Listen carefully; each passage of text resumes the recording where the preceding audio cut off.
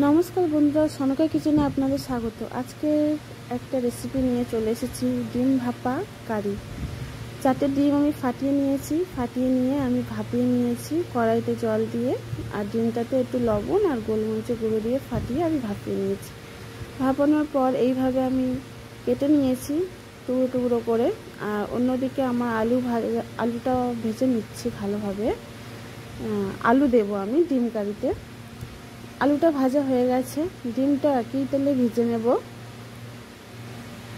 ডিমটাও ভালো, এইভাবে ডিম ভাপাটা খুব সহজেই করা হয়ে যায়, একটুও ভাঙবে না, কিছুই হবে না। আমার ডিম ভাপা ভাজা হয়ে গেছে।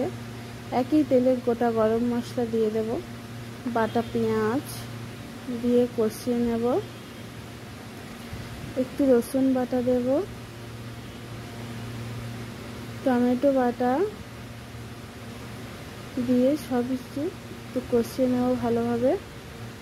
জিরা কাঁচা লঙ্কা 3টে দিয়েছি, যে যেমন লঙ্কা ঝাল খেতে চান সে তেমন দেবেন। আমি তারপর দিয়েছি একটু লবণ, হলুদ, জিরে গুঁড়ো, লঙ্কার গুঁড়ো সামান্য দিয়েছি। দিয়ে সামান্য জল দিয়ে আমি এই মশলাগুলো কষেছি।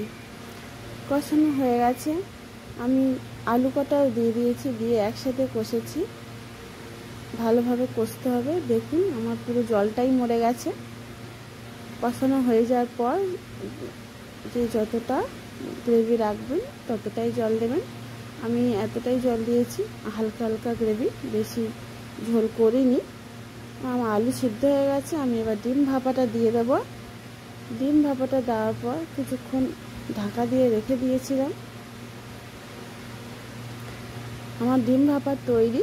নামানোর সময় একটু গরম মশলা দিয়ে আমি নামিয়ে নেব। কেমন হয়েছে বলবেন। বাড়িতে এইভাবে সহজেই ডিম ভাপা কারি করা যায়। আপনারা এই পদ্ধতিটাই তৈরি করবেন, খুব সুন্দর হবে। কেমন হয়েছে কমেন্টে জানাবেন। Thank you.